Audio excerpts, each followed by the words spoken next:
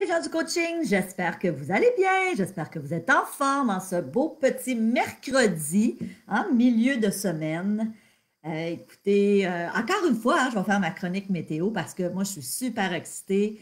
Imaginez-vous qu'en ce moment, les canons à neige fonctionnent et sont en train de faire de la neige artificielle chez nous à Saint-Sauveur. Alors, c'est vraiment le fun. Déjà, on avait un petit tapis blanc depuis hier qui était resté au sol. Mais là, vraiment, là, les canons marchent à plein. Alors, mon petit garçon, qui est dans l'équipe de compétition de ski, est vraiment heureux parce que là, on y touche, ça s'en vient. Alors, je ne sais pas si vous aimez l'hiver, peut-être que non. Je sais que quand je parle de l'hiver à mes collègues, entre autres ma belle amie Julie, elle a hâte à l'été.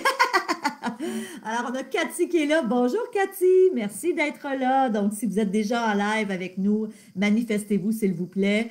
Si vous arrivez en replay, il est 11h56, donc vous pouvez à la limite avancer de 4 minutes si vous n'aimez pas ma chronique météo. Et aujourd'hui, hey, on est jour 8. Ah, j'ai mis jour 7 dans le descriptif. Alors, je ne sais pas si on le changera après. C'est mon erreur. Alors, oui, on est jour 8, dans le fond. Oui, c'est vrai. 1, 2, 3, 4, 5, 6, 7, 8. Ben oui, c'est mon erreur. Alors, je changerai la journée tout à l'heure. Je ne sais pas si Julie, elle peut le faire en live, mais à la limite, on le fera après. Donc, OK, je me mets une petite note pour ne pas oublier. Aujourd'hui, jour 8, on va parler des différents critères en immobilier pour faire un bon achat. Honnêtement, c'est vraiment super important. J'explique souvent que la différence entre les gens qui vont persévérer en immobilier et ceux qui vont faire un premier achat et ensuite arrêter, c'est souvent la différence entre faire un bon et un mauvais achat. Moi, j'ai eu la chance, hier c'est drôle, j'étais en entrevue avec quelqu'un qui me faisait une interview pour connaître un petit peu mon parcours d'investisseuse immobilier. Et je lui racontais que j'ai été vraiment chanceuse dans ma première acquisition il y a plus de 25 ans. J'ai été chanceuse parce que j'avais pas de connaissances, parce que je j'avais pas de sous, mais au-delà d'avoir des sous, de ne pas avoir d'argent, j'avais surtout pas de connaissances et j'ai acheté avec mon flair et j'ai été chanceuse parce que ça s'est avéré être un bon achat bien situé. Donc, dans le fond, les critères qu'on va voir aujourd'hui, au jour 8, je pense que cet immeuble-là répondait à tous ces critères-là, mais honnêtement, c'était sans le savoir. J'ai vraiment juste été chanceuse. Maintenant, je réalise que le fait d'avoir été suivre une formation ensuite pour devenir investisseuse immobilier, là, j'ai appris tous les critères, toutes les bases de l'immobilier. Et vraiment, là, il y a beaucoup de notions à apprendre en immobilier avant de se lancer pour faire des achats judicieux. Et ce que j'ai réalisé avec le temps, c'est qu'effectivement, j'avais été chanceuse, mais que si j'avais continué à faire des acquisitions sans me former, j'aurais pu royalement me tromper. Parce que c'est pas parce que j'avais eu un coup de chance la première fois que nécessairement j'aurais fait toujours des bons achats. Donc, je vois qu'on a des gens, là, on a Cathy, on a Bella, on a Célina et Julie, évidemment, qui sont là. Je le dis, hein, Julie le mentionne souvent, là, mais assurez-vous d'avoir fermé vos autres applications pour avoir une réception optimale. C'est effectivement très judicieux. L'autre petite consigne que je donne, c'est dans le cas où ça couperait, exemple, soit sur Facebook ou l'Internet de mon côté, ben évidemment, là, assurez-vous là, de seulement rafraîchir ou d'aller vous reconnecter et soyez sans crainte. À la limite, là, je le ferai de mon cellulaire, donc je serai là. OK. Alors, bon. Alors, il est 11h59, donc dans une minute. Si vous êtes au Québec, 11h59. Si vous êtes du côté de l'Europe, 17h59. Donc, aujourd'hui, jour 8, les critères d'un bon achat en immobilier. C'est une journée super importante. S'il y a une journée où vous allez vraiment avoir des informations qui vont vous éviter beaucoup d'erreurs, surtout au début, c'est aujourd'hui. Bien évidemment, il y a des gens qui ont commencé à m'écrire, qui ont commencé à me poser des questions sur le programme IMO Réussite. Donc, je prendrai quelques minutes pour commencer à vous en parler aujourd'hui. Mais ceci dit, on va ouvrir les portes du programme seulement ce vendredi. Il y aura un nombre de places limitées. Et j'aurai l'occasion de vous expliquer pourquoi on n'ouvre pas nécessairement là, 100 places d'un coup. C'est voulu.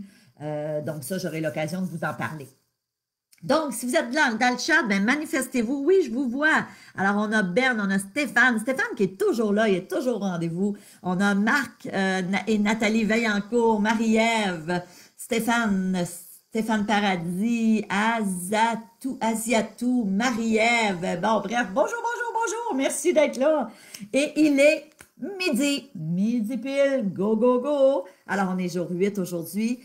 Vous aurez constaté, si vous êtes en live avec nous, là, que j'ai fait une petite erreur. J'irai le changer après. J'ai inscrit là, les divers critères en immobilier, mais j'ai écrit jour 7. Alors, je ne sais pas si vous le voyez. Bref, on est bien le jour 8. Donc, j'espère que vous êtes en forme. Évidemment, aujourd'hui, on va parler des critères pour faire un bon achat en immobilier. Donc, je vous invite à prendre votre cahier et à me suivre, à prendre des notes. On le sait, c'est beaucoup plus formateur quand on prend des notes. L'autre élément important aussi, si vous avez manqué certaines journées, Stéphane qui dit « Je rattrape les dernières journées, me voilà de retour. » Yes! Génial! Lynn, Samuel, André. Alors, merci d'être là en live. C'est le fun. J'aime ça quand les gens sont en live. Moi, ça me dynamise. J'ai pas l'impression de parler tout seul. Et évidemment, comme je le disais, si vous avez manqué certaines journées, sachez que c'est très possible d'aller revoir certaines journées. Faites-le rapidement parce que on va les laisser là momentanément, mais si je ne me trompe pas, c'est soit ce vendredi soir ou soit dimanche. Je pense qu'on va les laisser jusqu'à dimanche, mais ensuite, elles ne seront plus disponibles. Donc, évidemment, bien important. Si vous avez manqué une journée ou 2 journées, on s'entend, hein, c'est une trentaine de minutes maximum par jour. Donc, allez chercher le contenu, allez prendre des notes pour remplir vos trous blancs. Parce que vous savez, l'être humain n'aime pas les trous blancs. Et c'est volontaire hein, pourquoi je fais des cahiers comme ceux-là. Donc, aujourd'hui, je vous propose de commencer, comme je l'ai dit tout à l'heure, si ça venait qu'à couper, simplement vous reconnecter. Moi aussi, je vais revenir à la limite s'il y avait un souci, soit avec Facebook ou avec ma connexion Internet. Donc, restez là et au pire, je vais me reconnecter avec mon téléphone. Autre chose, il y a des gens qui m'ont demandé comment s'inscrire pour le webinaire qui aura lieu lundi prochain, le 2 novembre. Donc, lundi prochain, je vais offrir 2 webinaires. Un pour les gens d'Europe à 19h30, heure de Paris. Un pour les gens du Québec, 19h30, heure du Québec. Donc, Julie va mettre dans le chat, si ce n'est pas déjà fait, le lien. C'est vraiment important. Vous devez vous inscrire. Si vous n'êtes pas inscrit et que vous vous pointez sur le groupe Facebook comme aujourd'hui, vous ne nous trouverez pas, on ne sera pas là. Donc, on ne diffuse pas. C'est pas pour être casse-pied, c'est simplement qu'on fait ça dans mon studio et c'est avec un autre logiciel qui est Livestream. Donc, évidemment, Julie, là, je vois qu'elle vient de mettre le lien. Alors, vous devez vous inscrire. Donc, vous entrez votre adresse email et à ce moment-là, vous allez choisir votre représentation. Évidemment, si vous êtes du Québec, je vous invite à prendre la représentation du Québec. Si vous êtes de l'Europe, celle de l'Europe, je vous explique pourquoi il y a une différence. C'est que souvent, les questions qui vont être posées, exemple, dans la représentation de l'Europe, ben on va plus parler, exemple, de secteur en France, par exemple, et à l'inverse, si vous êtes du Québec ou de l'Ontario, ou même à la limite d'ailleurs dans le Canada, je vous invite à prendre la représentation qui va avoir lieu là, en soirée, donc à 19h30 lundi prochain, 2 novembre. Alors, on est chanceux quand on a établi cette date-là. On n'avait pas pensé aux élections américaines. Heureusement, on ne se battra pas contre Joe Biden et Donald Trump ce soir-là. Parce que sûrement des gens qui vont avoir de l'intérêt à écouter ce qui va se passer avec la présidentielle américaine. Alors, ce que je vous propose d'entrée de jeu, allons-y, les divers critères d'un bon achat en immobilier. Donc, je suis à la journée 8. Premièrement, le bien immobilier peut être optimisé. Donc, le mot qu'il vous manque, c'est optimiser. Ça veut dire quoi? Optimiser un immeuble. Donc, un des critères, et je donne souvent cet exemple-là et je vais le redonner parce qu'il est super important. Et moi, j'ai la croyance, la conviction que l'apprentissage passe par la répétition. C'est pas vrai que quand on entend une fois quelque chose, on le sait et que c'est intégré. C'est pas vrai. Donc, évidemment, souvent, il y a des notions avec lesquelles je vais revenir, mais dites-vous une chose, c'est qu'à un moment donné, c'est ça qui va faire que ça va rentrer et que vous allez dire, OK, j'ai développé ce nouveau thinking-là, cette nouvelle façon de penser d'un investisseur immobilier. C'est ma mission avec mes membres dans le programme Immo Réussite. C'est ma mission aussi avec vous qui prenez part à ce coaching-là. Donc, qu'est-ce que l'optimisation d'un bien? Quand je regarde 2 immeubles et que je les compare, prenons un exemple, si je regarde 2 5-plex, 2 immeubles de 5 appartements. Ici au Québec, on dit des 5-plex. Si vous êtes en Europe, c'est un 5 appartements. Donc, un bien immobilier qui a 5 appartements. J'en compare 2 qui sont, par exemple, dans des secteurs similaires, avec des appartements similaires. Prenons un exemple, j'ai 5 appartements qui comportent 5 logements de 4,5 ou l'équivalent de T2, si vous êtes du côté de l'Europe. Donc, je regarde 5 appartements avec des 4,5 dans le même secteur, pas mal de la même année. Mais il y en a un des deux qui a un potentiel pour être optimisé. Exemple, je me rends compte qu'il y en a un des deux. Mettons qu'on a le A et on a le B. Le A est en ce moment, les loyers sont au prix du marché, alors que le B, les loyers peuvent être augmentés. Parce que, pour X raisons, le propriétaire, avec les années, n'a pas augmenté les locataires. On voit malheureusement ça très souvent, mais je dis malheureusement. Heureusement quand on est acheteur, parce que ça nous donne un potentiel d'optimisation, mais je n'ai jamais compris, et ça, c'est vraiment quelque chose, une des bases que je vous apprends quand vous joignez la formation, vous devez systématiquement envoyer des augmentations à toutes les années à vos locataires. Ça ne fait aucun sens de ne pas augmenter vos loyers, parce que dites-vous une chose, à chaque année que vous n'augmentez pas les loyers, ben vous perdez, votre immeuble perd de la valeur parce que vos autres dépenses, elles, augmentent. Les taxes augmentent, les assurances, les frais de déneigement s'il y a lieu, si vous êtes dans un endroit où il y a de la neige, les frais d'électricité, tout augmente. Donc, à chaque année, vous avez une augmentation au niveau de vos dépenses et si vous n'augmentez pas vos locataires, ben les revenus stagnent, ça veut dire que votre immeuble perd en rentabilité, ce qui est contraire au thinking d'un investisseur immobilier. Donc, souvent, les gens vont dire, oui, mais Stéphanie, c'est une bonne locataire ou c'est un bon locataire, je ne veux pas le perdre, je ne veux pas l'augmenter. Regarde, augmente-les minimalement à ce que tu as le droit. Ce n'est pas obligé d'être des grosses augmentations, je comprends, mais habituez vos locataires à toujours les augmenter année après année et c'est très facile à justifier. Vous aussi, vous avez des augmentations. Les locataires ne sont pas fous. Il y a une augmentation du coût de la vie. Ce que ça coûtait en 2019 pour vivre versus en 2020 et ce que ça va coûter en 2021. Même nous, hein, on a juste à penser à l'épicerie et à notre coût de la vie. Ça augmente. Donc, c'est tout à fait normal que vous envoyez des augmentations de loyer à vos locataires. Donc, est-ce que l'immeuble peut être optimisé? Je reprends mes 2 immeubles. J'ai le A qui est en ce moment loué à la juste valeur. Les loyers sont à cette juste valeur-là, donc je n'ai pas de potentiel pour augmenter. Et le B, j'ai un potentiel d'augmentation. Bien, à prix égal, lequel est-ce que vous auriez tendance à vouloir acheter? Bien, évidemment, à prix égal, je vais prendre celui-là parce que je sais que j'ai encore de la place. Hein? Alors, prenons l'exemple, 5 appartements, je dis n'importe quoi, mettons qu'il est en vente à 400 000 $. Hein, les deux sont à 400 000. Ben moi, je vais opter pour le B. Pourquoi? Parce que je sais que celui-là, j'ai encore du jeu. J'ai encore de la place. Donc, quand on parle de stratégie d'optimisation, c'en est une, hein, d'augmenter les loyers, mais il y en a plusieurs autres. Plusieurs autres. Et dans le cadre du programme Immo Réussite, moi, je dis toujours à mes membres, le programme Immo Réussite, un des modules les plus puissants.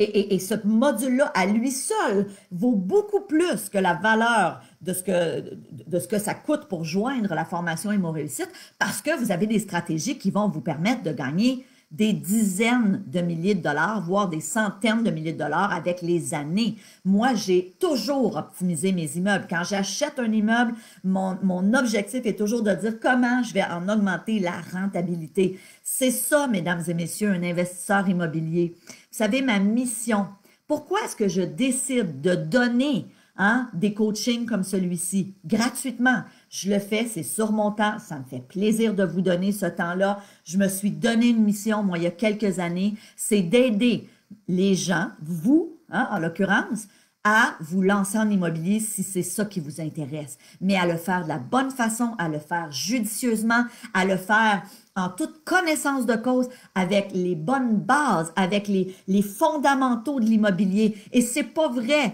qu'en lisant un livre gratuit ou qu'en lisant un livre de 200 pages sur l'immobilier, c'est pas vrai qu'on devient un investisseur immobilier. On va commencer à aller chercher de l'information, des notions. Oui, c'est pas mauvais.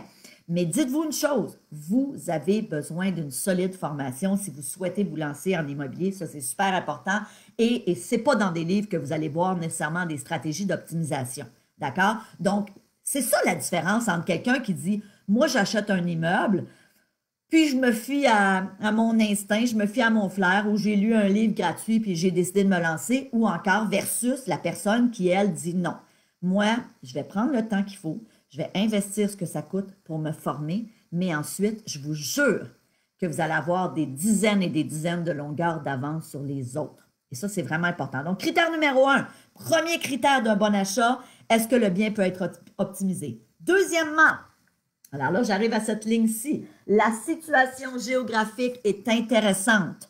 La situation géographique, donc c'est le mot qui vous manquait, les 3 mots qui vous manquaient, la situation géographique est intéressante. Localisation, localisation, localisation. Si vous connaissez un petit peu l'immobilier, vous avez déjà entendu parler de ça, c'est tellement important. La localisation va faire en sorte que vous augmentez drastiquement vos chances de location, que vous allez avoir le choix des locataires, que vous allez vous permettre d'être sélectif, que dans un marché où la location se fait facilement. En ce moment, d'ailleurs, c'est drôle parce que dans la presse, alors pour les gens d'Europe, la presse est un grand quotidien, un grand journal ici au Québec. Donc, on a la presse, le Journal de Montréal. Donc, ce matin, je lisais dans la presse qu'actuellement, au centre-ville de Montréal et même sur l'île de Montréal, près des universités, les propriétaires ont un petit peu plus de difficulté à louer, ce qu'on n'a pas vu depuis des années. Mais depuis des années, il faut réaliser une chose, c'est qu'actuellement, le marché immobilier, il y a plus, en principe, il y a plus de demandes pour des appartements que d'offres.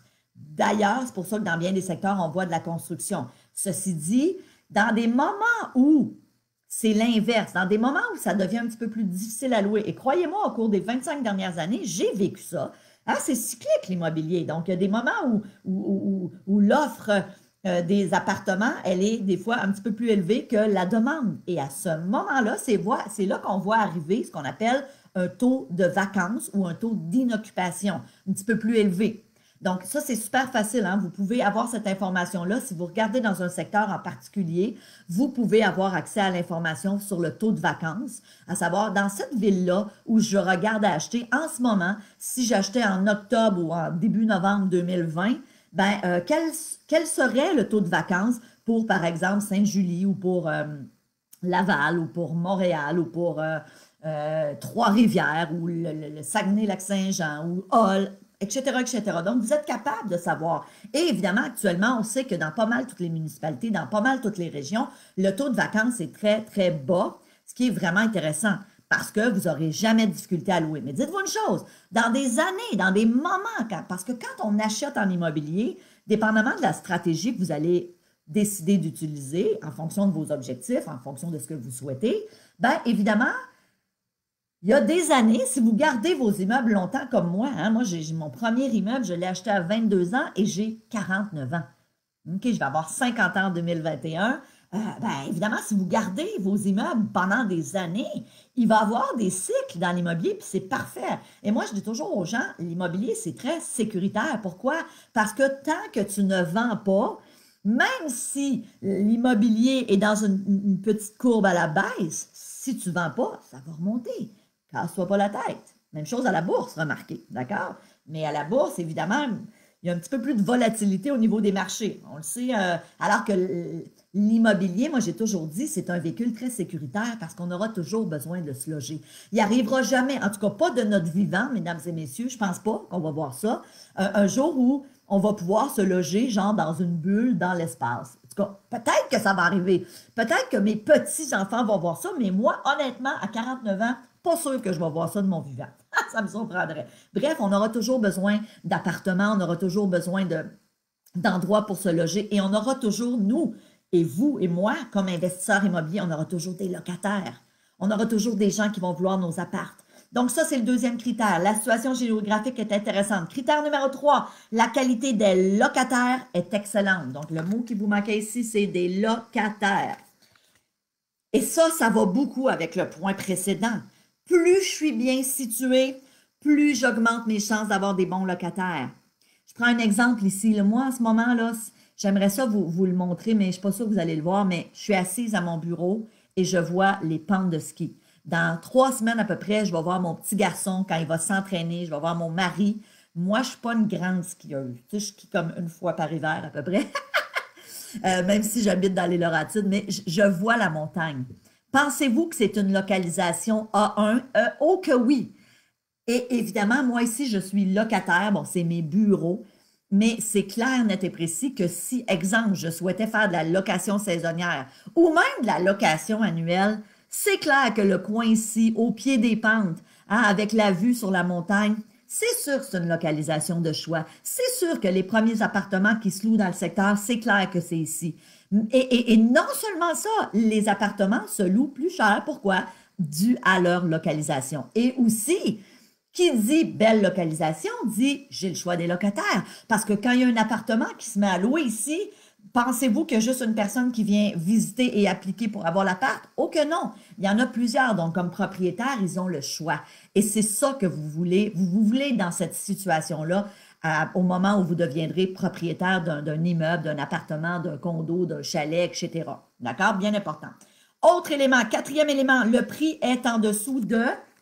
Alors, je suis à la dernière ligne. Le prix est en dessous de la valeur marchande. Laissez-moi ramener cette précision-là qui est très, très, très importante. C'est quoi la valeur marchande?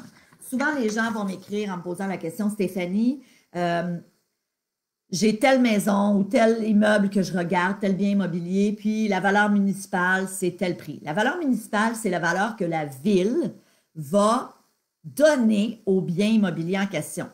Hein? Alors, un exemple, l'appartement où je suis ici, l'évaluation municipale est peut-être de 300 000 $. Je ne sais pas, je dis n'importe quoi parce que je ne suis pas propriétaire, mais mettons, c'est un estimé, c'est à peu près 300 000 $. Alors que la valeur marchande, si demain matin, je souhaitais acheter cet appartement ici, qui est l'équivalent d'un grand 5,5 avec une mezzanine, donc nous, on a fait nos bureaux ici, si je décidais demain matin d'acheter ce type d'appartement, d'après moi, je paierais autour de 400 425 000 $, peut-être même un peu plus, parce que j'ai regardé quand il y en a qui se sont mis à vendre. C'est quand même, ça tourne autour de ça. Donc, il y a une différence majeure entre la valeur de la ville, donc la valeur municipale qu'on appelle, et la valeur marchande.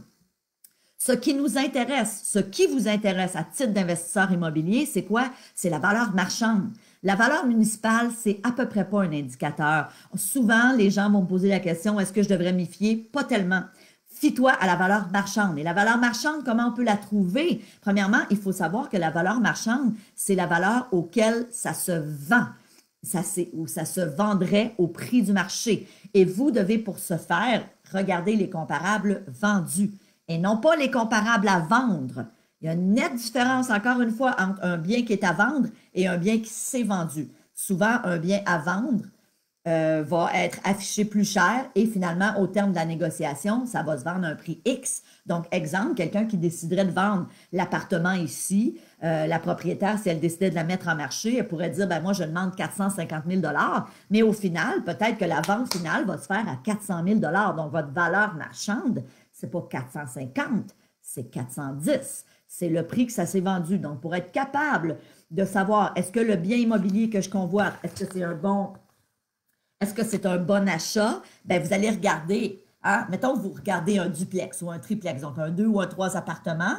Vous allez regarder dans le même secteur au cours des 6 derniers mois ou de la dernière année, quel est le prix que des immeubles similaires se sont vendus. Et si vous êtes en mesure de payer en dessous de la valeur marchande, c'est un super de bon deal. On n'a pas beaucoup parlé du flip immobilier dans le cadre de ce coaching-là. Dans le programme Immo Réussite, évidemment, je vous enseigne à faire des flips immobiliers payants, mais un des critères vraiment importants quand on fait du flip, c'est de payer en dessous de la valeur marchande. Parce que le flip, à proprement parler, c'est j'achète un bien et je le revends rapidement dans le but de faire un profit. Des fois, ça nécessite des petites rénovations, des fois pas du tout, des fois des plus grosses rénovations, dépendamment du bien immobilier, et je le revends rapidement. Donc, évidemment, ça implique que j'ai payé en dessous de la valeur marchande, très, très, très important. Ensuite, autre critère, donc on tourne la page.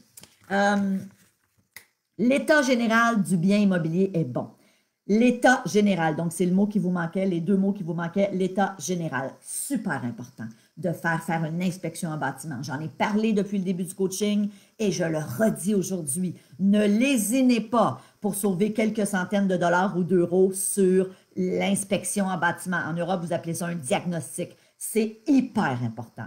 Hyper important. Donc, l'état général. Est-ce que l'immeuble est bien entretenu? Et la réalité, c'est que si l'immeuble, il y a certaines défaillances, certains éléments à rénover, ou encore si la toiture est à refaire éventuellement, ou l'état des portes et fenêtres, c'est pas grave. Ça ne veut pas dire qu'on ne va pas l'acheter, mais on va négocier en conséquence. Et c'est avec l'inspection en bâtiment.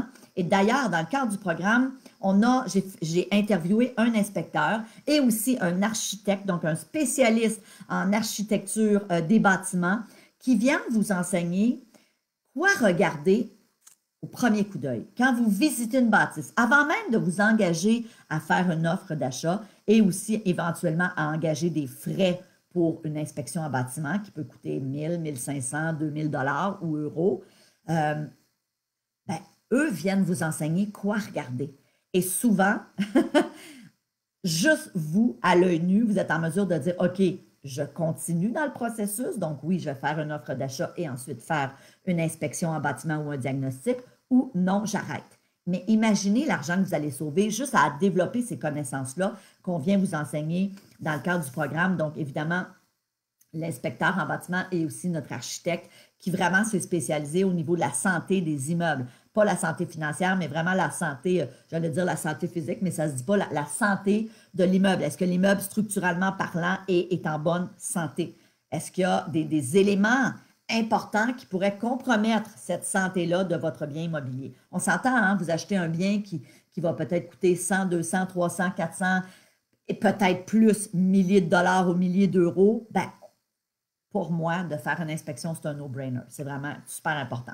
Autre élément, il y a une forte demande pour ce type d'appartement dans ce secteur. Vous savez, j'ai offert un masterclass au mois de... il y a quelques mois. C'était à la fin du printemps cette année. Et dans le masterclass, à tous les jours, j'analysais avec les gens une propriété. Dans le programme Immo Réussite aussi, vous avez accès à ce masterclass-là. Et j'ai aussi développé là, vraiment une expertise à vous enseigner à lire une fiche descriptive. Vous le savez, on en a parlé hein, au jour... quelle journée est-ce que c'était? Au jour 3. On a analysé ensemble 3 fiches descriptives. Si vous n'avez pas vu le jour 3, je vous invite à retourner après cette vidéo, prendre le temps de regarder. C'est vraiment formateur. Mais ce qu'il faut comprendre, c'est que souvent, et c'est ce que j'avais fait dans le masterclass, j'avais analysé avec les gens des propriétés où il y avait des tout petits appartements. Donc, on appelle ça des studios. Souvent, là, il n'y a même pas une chambre à coucher fermée.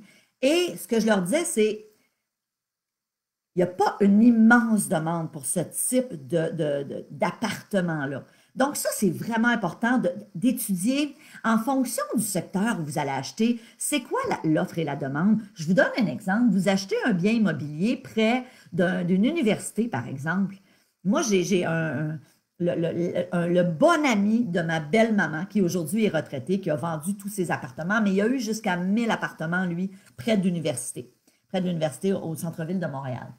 Évidemment, ces appartements, c'était des petits appartements. Alors, il y avait des 2,5 ou des 3,5, donc une chambre à coucher, puis des fois même pas de chambre à coucher. Pourquoi? Parce que ça s'adressait à des étudiants. Lui, sa clientèle, c'était des étudiants. Un étudiant, on s'entend, là, quand il est aux études, même si c'est ses parents qui vont payer son appartement, va pas vivre dans un palace. Tu es aux études. Donc, dans ce secteur-là, oui, c'est tout indiqué d'acheter ce type de bien immobilier-là. Un peu moins ici, exemple, moi, je suis dans les Laurentides, au pied des pentes de ski. Quelqu'un qui va vouloir un studio, je ne vous dis pas qu'il n'y a pas de demande du tout, mais il y en a quand même moins. Donc, tout ça, là, tous ces éléments-là, puis je vous l'ai dit, hein, je sais que vous aurez peut-être des questions et c'est pour ça que lundi, le 2 novembre prochain, je vais offrir le webinaire pour répondre à vos questions. Mais ce qu'on voit ensemble hein, à raison de 30 minutes par jour dans le coaching, vous aurez compris que c'est la pointe de l'iceberg. Hein, vous aurez compris que dans le cadre du programme Immo Réussite, on parle de plus de 40 heures de formation. J'ai plus de 40 experts qui, évidemment, leur objectif est vraiment de vous aider à développer ce nouveau thinking d'être un investisseur immobilier. Et je vous le dis, même si votre objectif n'est pas d'avoir 100 appartements comme moi j'ai 98 appartements, même si votre objectif c'est de dire, moi là Stéphanie, je veux m'acheter 2 biens immobiliers, 2 petits biens immobiliers pour assurer mes vieux jours. Ben, vous serez quand même un investisseur immobilier. Ce n'est pas la grosseur du parc, c'est vraiment le thinking, de dire avec quelle connaissance j'achète et de quelle façon je vais faire un achat judicieux, je vais faire un achat rentable, je vais faire un achat qui dégage un cash flow positif. Donc, j'en ai parlé dans les premières journées. Un cash flow positif, c'est qu'à tous les mois, une fois que j'ai payé mes dépenses et que j'ai eu mes revenus de location, j'ai payé mes dépenses et il me reste de l'argent à chaque mois. Et au bout de l'année, il reste des sous. Donc ça, c'est vraiment ça que je vous enseigne dans les mots réussites. Continuons. Dernier critère pour un bon achat, les loyers. Donc le mot qui vous manquait, c'est loyer. Les loyers ne sont pas plus chers que le reste du marché. Donc ça revient à la limite, si vous payez, si les loyers sont au prix du marché, c'est correct pour moi, si vous payez le juste prix, par contre. Par contre, si les loyers sont plus chers, et ça m'est déjà arrivé, laissez-moi vous raconter une anecdote. Il y a plusieurs années, j'achetais beaucoup dans la municipalité où j'habitais à l'époque, à Laval. C'est une ville que je connais et c'est très important, hein, je vous l'ai dit, quand on se lance en immobilier, investissez dans un secteur que vous connaissez ou à la limite que vous vous engagez à connaître. Donc, je déniche un super bien immobilier à Laval. Je suis super emballée. C'est bien situé. L'immeuble est beau. Je suis allée le visiter. C'est vraiment top. Et les loyers sont intéressants. Donc, la rentabilité est intéressante.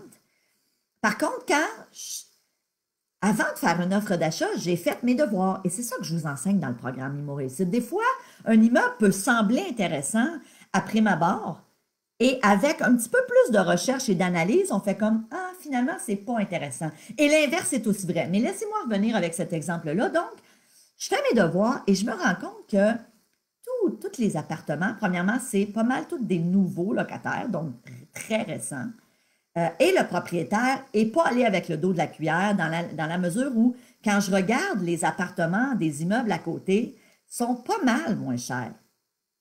On aurait tendance, si on ne connaît pas tant l'immobilier, à dire « Hey, cool, j'achète cela parce que vraiment, les apparts sont vraiment plus chers que tout le monde ailleurs. » Ce n'est pas nécessairement une réflexion 100% correcte. Dans la mesure où, le jour où il y en a un qui s'en va, et là, évidemment, il faut comprendre une chose. Si les loyers sont pas mal plus chers que vos concurrents, mais que votre immeuble est beaucoup mieux en termes d'entretien, en termes de look extérieur, en termes d'appartements à l'intérieur, les rénovations qui ont été faites, à la limite, ça va. Mais là, moi, en faisant mes devoirs, puis je suis même allée visiter des appartements de chez mes futurs voisins si j'avais acheté l'immeuble, pour me rendre compte que les appartements étaient aussi beaux, c'était super bien entretenu. Mais moi, là, ce que je m'apprêtais à acheter, les loyers étaient beaucoup plus chers. Qu'est-ce qui va se passer si 1, 2, 3 locataires éventuellement quittent et que nous, ici au Québec, souvent, là, les appartements, on va reconduire les bas à partir du 1er juillet. Qu'est-ce qui va se passer dans l'année suivante si j'ai 3 locataires qui quittent et que je dois mettre sur le marché 3 appartements? On s'entend, là, je ne peux pas baisser les prix parce que j'ai fait mon calcul de rentabilité et j'ai payé aussi le prix de l'immeuble en fonction des revenus que j'avais. Mais là, je vais avoir de la concurrence l'année d'après parce que dans mes voisins aussi vont fort probablement avoir des appartements peut-être qui vont se libérer. Alors, il faut faire très attention. Donc, quand je vous dis les loyers ne sont pas nécessairement plus chers que le reste du marché, s'ils sont au prix du marché, c'est correct. Et encore là, il faut payer le juste prix pour l'immeuble. Et s'ils sont en dessous de la valeur des autres, de vos concurrents, et qu'en plus, vous payez un petit peu moins cher, bien là, c'est vraiment un super de bon deal. Donc ça, là, c'est des stratégies. Puis peut-être qu'en ce moment, vous m'écoutez et vous dites « Ouf, ouais, écoute, il y a du stock, puis c'est pas nécessairement, j'aurais pas nécessairement eu ce réflexe-là. » Je vous le dis, c'est ça la différence entre se former en immobilier et faire un achat sur un coup de tête. Vous savez, vous avez tous et toutes déjà entendu des gens qui ont fait un achat, qui n'avaient pas de formation en immobilier, qui ont fait un achat puis qui se sont plantés et qui, au final, ont vendu leur bien immobilier avec une écœurantite aiguë, excusez-moi l'expression, tannés, écœurés, dégoûtés de l'immobilier parce qu'ils ont perdu de l'argent. Est-ce que c'est ça que vous voulez? Je pense que non. Et c'est d'ailleurs pour ça que vous êtes ici et je vous en félicite. C'est vraiment tout à votre honneur de dire que je prends du temps pour investir en moi, pour venir chercher des connaissances. Donc, évidemment, si vous êtes sérieux dans votre désir d'investir en immobilier, je vous le dis, prenez le temps de regarder le plan de cours. Je vais demander à Julie de le mettre dans le chat. Vous devez faire un copier-coller, télécharger à ce moment-là le plan de cours. Regardez tout ce qu'on inclut. Le programme Immo Réussite, c'est 40 heures de formation, plus de 40 experts. Évidemment, à chaque mois aussi, on vous offre des webinaires en live. Donc, j'aurai l'occasion de vous présenter officiellement le programme. Je vais ouvrir aussi des places ce vendredi, donc au jour 10. Alors, évidemment, soyez là. Avant de terminer, je le redis, inscrivez-vous pour le webinaire du 2 novembre et aussi assurez-vous de prendre le temps de regarder le plan de cours. Demain, jour 9, balance de vente. Comment la structurer? C'est une des premières fois que j'offre ce contenu dans le cadre d'un coaching gratuit. Soyez là. Qu'est-ce que la balance de vente? La balance de vente, c'est une stratégie pour acheter des biens immobiliers avec 0 $ ou 0 €. Vous voulez apprendre cette stratégie-là, vous voulez savoir c'est quoi une balance de vente si vous ne le savez pas. Si vous avez une brève idée, je ne sais pas, ça se dit-tu, une brève idée, une légère idée de c'est quoi une balance de vente, mais vous ne savez pas trop comment structurer ça, comment offrir ça, c'est ça qu'on parle demain. Alors, ça va être du puissant contenu. Soyez là, c'est un rendez-vous. Donc, avant de terminer, je vous embrasse. Mettez-moi vos commentaires. Dites-moi si vous avez aimé la journée. J'aime ça, aller vous lire après. Je vous dis merci du fond du cœur. Demain, jeudi, jour 9, c'est un rendez-vous. Soyez là. Salut tout le monde. Merci à mon équipe. Bye!